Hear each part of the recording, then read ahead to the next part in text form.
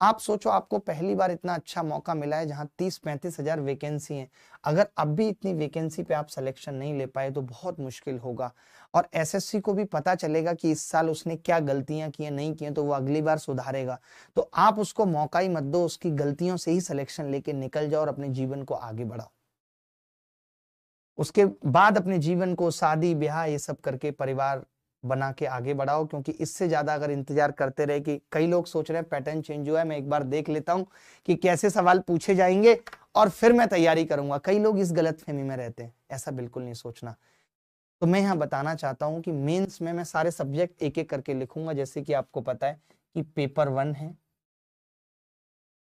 Paper 1, और paper 1 के अंदर मैथ्स है, रीजनिंग है।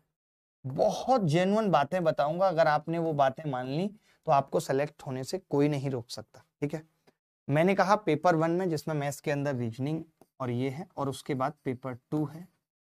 पेपर 2 के अंदर इंग्लिश है और जीएस है। 25 सवाल आएंगे, 35 सवाल आएंगे, और इन दोनों के 30-30 सवाल आएंगे। यही है भाई, 180 180 ऐसे ही है ना। कितने का है पेपर? 60 दिया या 30 सवाल। जीएस के 25 ही हैं। उसके बाद कंप्यूटर है जो क्वालिफाइंग है। आप सबको पता है कि कंप्यूटर क्वालिफाइंग है।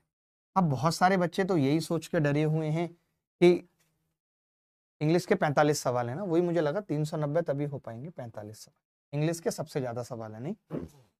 ठीक है, पे आते हैं। मेंस की बात कर रहे थे कि मेंस में मैथ्स है, 30 नंबर का, रीजनिंग है। तो मैं ये कह रहा था, देखिए जितने भी बच्चे एसएससी की तैयारी कर रहे थे, पैटर्न का डेट आने से पहले, नोटिफिकेशन आने से पहले, मैं ये मान सकता हूं जिनका भी प्री क्वालिफाई हुआ है, भाई एक बात बताना सही कह रहा हूं कि नहीं, जिनका भी प्री क्वालिफाई हुआ है, क्या मैं ये मान सकता हूं कि उन सबका, जिनका भी प्री क्वालिफाई हुआ है, उन सबका गणित का एक बार सिलेबस कंप्लीट था? मैं ये मान सकता हूं एक बार सिलेबस कंप्लीट था या नहीं था? उन सबका सिलेबस कंप्लीट था। जब उनका सिलेबस कंप्लीट है तो वो बार बार सिलेबस ही कब तक कंप्लीट करते रहेंगे? उनको सिर्फ और सिर्फ 2 घंटे पर डे प्रैक्टिस की जरूरत है। 2 घंटे पर डे प्रैक्टिस की जरूरत है उनको।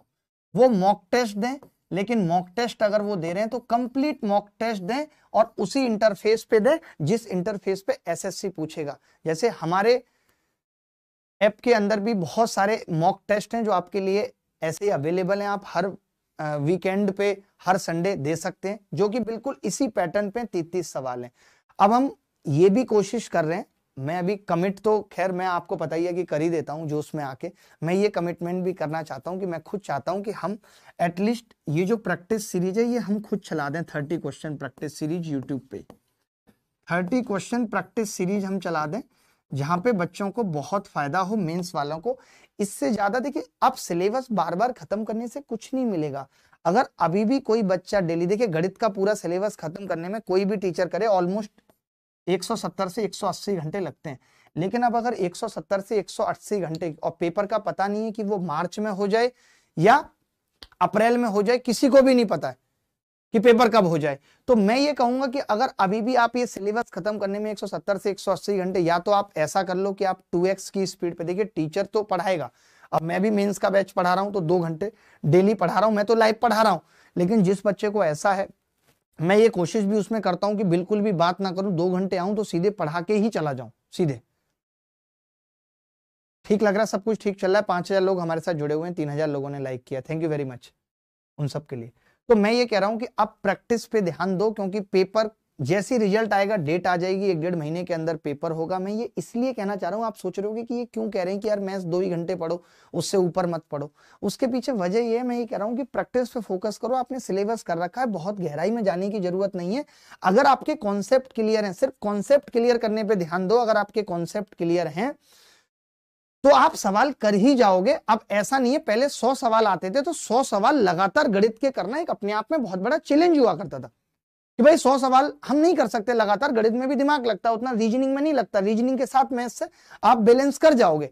लेकिन आपको रीजनिंग की तैयारी अच्छी करनी पड़ेगी। कैसे अच्छी करनी पड़ेगी? जितने भी लास्ट 3 साल में, जितने भी लास्ट 3 इयर्स में सेट आए हैं, वो सारे सेट या उनके हार्ड क्वेश्चंस आपको लगाने चाहिए। रीजनिंग बहुत ज्यादा प्रैक्टिस का गेम है, गणित से भी ज्यादा प्रैक्टिस का गेम है। एलिगेशन पढ़ते पढ़ते हमारा जमाना बीत गया, एलिगेशन पे कोई सवाल आएगा हम तुरंत लगा देंगे, उसकी अलग से प्रैक्टिस करने की जरूरत नहीं है। ऐसे गणित में बहुत टॉपिक है, टाइम एंड वर्क की अलग से प्रैक्टिस करने की जरूरत नहीं है। मुझे पता है कोई भी सवाल होगा मैं एलसीएम लेके फ्रैक्शन लेके कर ही दूंगा उसे, लेकिन अगर रीजनिंग में मैंने प्रैक्टिस नहीं की ना नंबर सीरीज की, तो मुझे लाख नंबर सीरीज आती है, मैं सवाल सही नहीं कर पाऊंगा। ये बात मानते हैं कि नहीं? बिना प्रैक्टिस के रीजनिंग को नहीं किया जा सकता। Without practice reasoning is not possible कि आप 30 में 30 सवाल कर पाए। तो आपको टारगेट बनाना पड़ेगा कि मैं रीजनिंग में भी 30 के 30 सवाल करूंगा, गणित में भी 30 के 30 सवाल का टारगेट बनाता हूं, लेकिन इसके लिए ऐसा नहीं करूंगा कि मैं 4-4 5-5 घंटे गणित पढ़ रहा हूं। अगर मैंने 4-4 5-5 घंटे गणित और रीजनिंग पे ही खराब कर दिया, तो ना तो मैं ये इंग्लिश जो 45 क्वेश्चन आ रहे हैं 135, सबसे ज्यादा वेटेज इंग्लिश का है, सबसे ज्यादा ध्यान देना इंग्लिश पे चाहिए हमें। क्यों चाहिए? क्योंकि हम सब मैक्सिमम लोग, इंग्लिश हम सबकी वीक है, हम रूरल एरिया से आते हैं, इंग्लिश में हमें मन भी नहीं करता पढ़ने का। लेकिन कैसे करेगा मन में, ये भी बताता हूं आपको, मैं एक हिंट देता हूं। जैसे इंग्लिश पढ़ने का आपका मन नहीं करता, तो टारगेट बनाइए कि आज मैं नाउन कंप्लीट करूंगा और जितने भी नाउन के भयंकर कॉन्सेप्ट है वो सब खत्म करूंगा।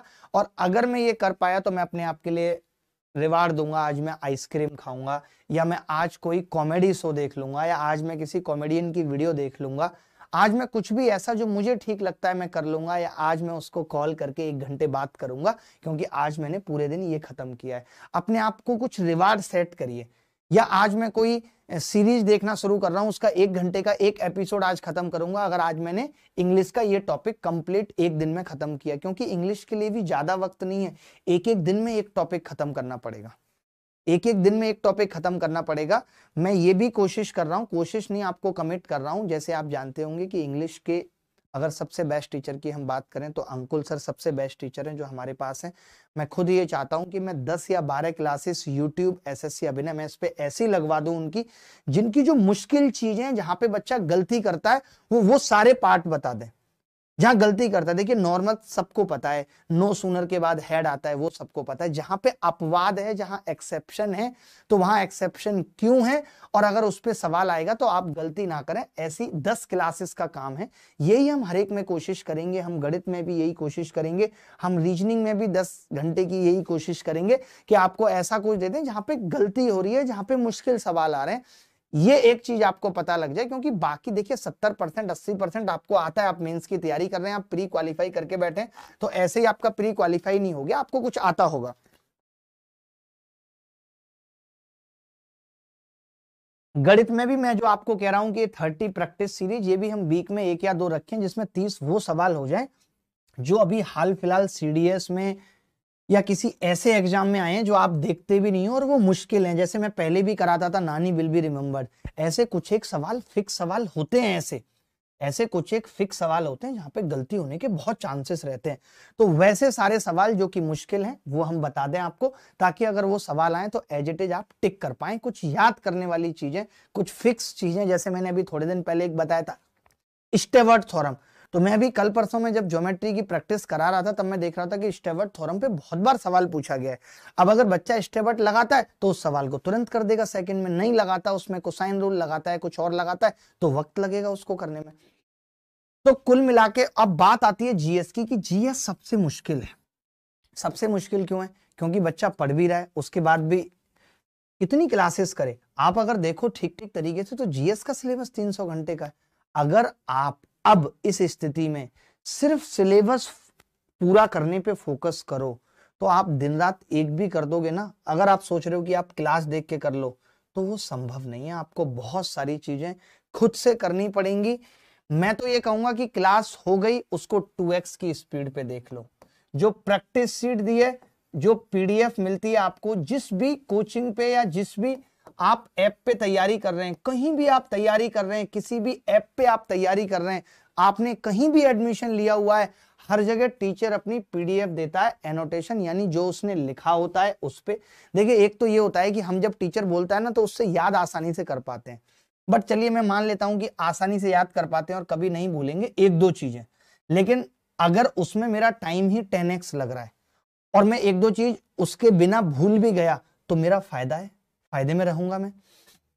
तो मैं ये कहना चाहता हूं कि आप पहले ये देख लो टीचर ने एनोटेशन में क्या पढ़ाया है, आपको ये कंप्लीटली समझ आ रहा है, तब आपको क्लास देखने की भी जरूरत नहीं है, क्योंकि वक्त कम है।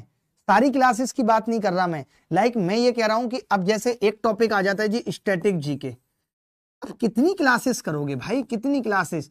टीचर तो चाहता है, टीचर तो हर जगह जाएगा, बेचारा यूट्यूब पे पढ़ा रहा है तो उसको भी लगता है कि क्लास में बच्चे होंगे तो अपना एक अलग मजा है। लेकिन अगर आप ये सोच रहे हो कि स्टैटिक जीके भी आप क्लास में पढ़ोगे, 2 घंटे की क्लास में 20 सवाल कर रहे हो, तो बात नहीं बनेगी। वो 20 सवाल आपको 20 मिनट में याद करने पड़ेंगे। 20 मिनट भी मैंने ज्यादा दे दी, 10 मिनट में वो 20 सवाल याद करने पड़ेंगे जो टीचर 2 घंटे की क्लास में आपको पढ़ा रहा है।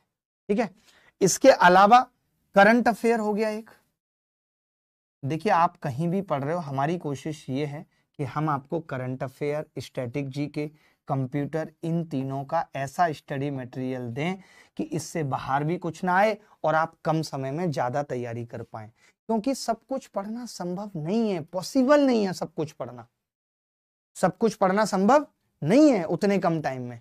बाकी आपने जैसे एक आध टॉपिक खत्म कर लिया होगा, आपने ज्योग्राफी खत्म कर लिया, हिस्ट्री खत्म कर लिया, बट फिर भी आप पर डे अगर मैं बात करूं तो 2 घंटे से ज्यादा जीएस को क्लासेस पे पर डे 2 घंटे, और 1 घंटा ये जो नोट्स आपको मिल रहे हैं इसको याद करने में लगाओ। 3 घंटे आपको पर डे जीएस को देने पड़ेंगे। अगर मैं इंग्लिश की बात करूं तो इंग्लिश में आप 2 घंटे अगर क्लासेस में लगा रहे हो तो इंग्लिश में भी अगर आपने 1 घंटा प्रैक्टिस के लिए भी दे दिया तो हालत खराब है, फिर आप कुछ और पढ़ नहीं पाओगे। सोचिए कि 6 घंटे तो इन्हीं 2 सब्जेक्ट्स में चले गए। अब आप मैथ्स को कितना देंगे, तो मैथ्स को तो मैं ये कहूंगा कि आप सिर्फ 2 ही घंटे दो। मैं ये इसलिए भी कह रहा हूँ कि बाकी सब में हम भूलते रहते हैं, या फिर जीके हमने पहले से उतनी पढ़ी नहीं थी। कहाँ पढ़ते थे पहले जीके उतनी? तो ऐसा नहीं कि अगर कोई बच्चा 2 साल से तैयारी कर रहा है तो उसने जीके उतनी नहीं पढ़ी, लेकिन अगर कोई बच्चा 2 साल से सीजीएल की तैयारी कर रहा है तो गणित का उसका सिलेबस पूरा है। सिर्फ 2 ही टॉपिक ऐसे हैं जो उसको नहीं आते, लाइक प्रोबेबिलिटी उसको नहीं आती, या फिर मीन मॉड मीडियन उसको नहीं आता। इसके अलावा कुछ और पढ़ने की जरूरत नहीं है, इसके अलावा कुछ और पढ़ने की जरूरत नहीं है। मानते हो या नहीं मानते हो? गलत कह रहा हूं तो आप बताओ कि हाँ जी गलत कह रहे हैं मास्टर। कोई ऐसा बच्चा जिसको डाउट है इस चीज में तो मुझे बता दो। प्रोबेबिलिटी यही अलग से पढ़ने की जरूरत है। तो हम बात कर रहे थे कि पीडीएफ से कोशिश करो कि कितना आप पीडीएफ से पढ़ सकते हो, कितने क्लास के एनोटेशन से, उसके बाद ही क्लास देखो। मेंस वाले बच्चों को बहुत ज्यादा लाइव क्लास पे फोकस ना करने के बजाय, अब जैसे कुछ बच्चे ऐसे हैं जो लाइव के अलावा पढ़ ही नहीं पाते, लेकिन देखिए सच्चाई यही है, हम भी पता है यही चाहते हैं कि बच्चा हमारी लाइव क्लास में रहे। हमें भी अच्छा लगता है, इंटरेक्शन होता है, हर टीचर यही चाहेगा। आज जो हमारे यहाँ भी जितने टीचर पढ़ा रहे हैं वो मेरे को खुद कहेंगे यार सर ये क्या कर रहे हो, आप तो स्टैटिक जीके की लाइव क्लास में बच्चे को ही नहीं आने दे रहे हो। बट क्या करें, सच्चाई यही है। अगर मैं सच बात कर रहा हूं तो यही है कि अगर आप सारी चीजों के सिलेबस को लाइव पढ़ने के चक्कर में पड़ गए तो 3 साल में भी सिलेबस पूरा नहीं होगा, और सिलेबस ही जब पूरा नहीं होगा तो सिलेक्शन तो फिर घंटा होगा, और मैं क्या ही कहूं, सिलेबस का तो कोई चांस ही नहीं। तो यही वो बैलेंस है जो अब बनाने की जरूरत है, यही वो मैनेजमेंट है जो अब करने की जरूरत है कि कैसे आप टाइम मैनेज कर पाएंगे अपनी तैयारी में, कैसे आप अपने स्ट्रेस को मैनेज रख पाएंगे। बहुत मुश्किल है, बहुत मुश्किल है। अब इसके अलावा हमने कहा कि 2-2 घंटे, आपने 8 घंटे 10 घंटे बच्चा एक दिन में नहीं पढ़ सकता, बहुत मुश्किल है। लेकिन अगर इस बार आप ये चाहते हो कि गारंटेड आपका सिलेक्शन हो तो भैया 10 घंटे तैयारी करनी पड़ेगी, 2 घंटे रीजनिंग को भी देने पड़ेंगे। अब सोचो इसमें प्रैक्टिस तो आई नहीं, प्रैक्टिस तो आई नहीं। मैंने 2 घंटे इधर दे दिया, 1 घंटा 2 घंटे इधर दे दिए, बाकी रीजनिंग और इसमें तो 2 ही घंटे हैं, चाहे तो प्रैक्टिस कर लो चाहे क्लास कर लो, क्योंकि इसी में 10 घंटे हो गए। 10 घंटे से ज्यादा एक बच्चा नहीं पढ़ सकता। वो फिर कहने की बात है कि वो किताब लेके तो बैठा है बट होश से कुछ नहीं रहा। मानते हैं कि नहीं? मुझे नहीं लगता। तो देखिए मेंस वाले बच्चों के लिए हम क्या क्या करने वाले हैं। हम मोस्ट एक्सपेक्टेड क्वेश्चन तो आपको पॉलिटी, ज्योग्राफी, इन सबके ही देंगे, बट कुछ नोट्स और कुछ कंटेंट के साथ जो हम आपको देने वाले हैं, static GK, current affair, computer, वो हम इस महीने के अंत तक आपको इनमें से कोई देने की कोशिश करेंगे कि एटलीस्ट कंप्यूटर दे दें, उसके बाद 1 वीक के अंदर करंट अफेयर दे दें कि भाई ये सवाल बन सकते हैं, तो उसके लिए फिर आपको कोई किताब लेने की जरूरत नहीं है। ये सारे पीडीएफ आप कहीं भी पढ़ रहे हैं, हमारी ऐप पे भी और टेलीग्राम पे भी हम हर जगह दे देंगे, ठीक है? तो किसी को भी टेंशन लेने की जरूरत नहीं है। और ये हम एक्सपर्ट लोगों से बनवा रहे हैं। इस वक्त हमारे पास कंटेंट के ऑलमोस्ट 20 लोग हैं जो बहुत स्पेशलिस्ट हैं, जिन्होंने काफी दिनों से काम किया और खुद भी एग्जाम निकाले, और ऊपर से मैं भी देखता हूं फिर बारीकी से, और मैं ही सजेस्ट करता हूं कि कैसे कैसे कंटेंट बनना चाहिए, कैसे कैसे बच्चों को जाना चाहिए, ताकि वो पीडीएफ से ही पढ़ पाए, ठीक है?